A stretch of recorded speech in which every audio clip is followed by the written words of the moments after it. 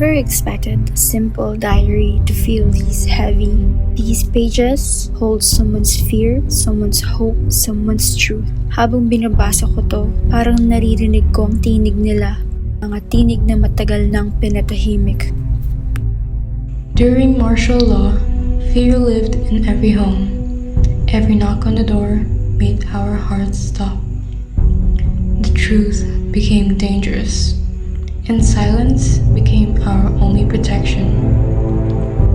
May mga nawala, may mga hindi na nakabalik. Their names whispered only in the dark.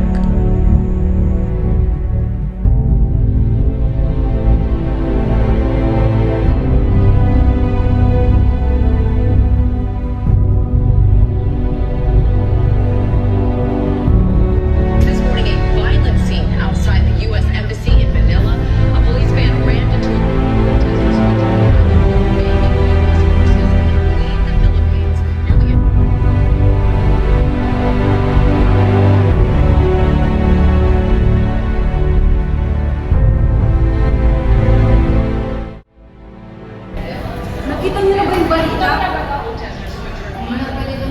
Tingnan niyo na ba? Lalay na yung pinabukasan natin dito eh. Mga bakit lagi nyo lang ganyan? Kailangan nilang marinig yung mga boses natin. Diba ginagawa ko sila sa gobyerno?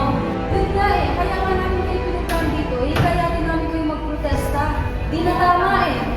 Sobrang lang kayo sa pamilya natin. Pero wala na parang choice. Hindi na lang naman ako sa gobyerno. Huwag kang pagkitaan ng loob. Magkakasama tayo dito. Lalong lalala lang yung sitwasyon eh.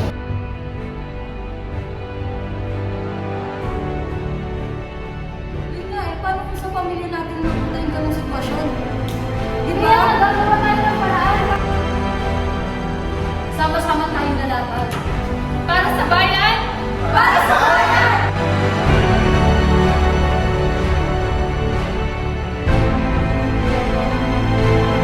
And then the nation rose. Students, mothers, workers, ordinary people with extraordinary courage. We filled the streets with faith instead of fear. Tama na. Sobra na.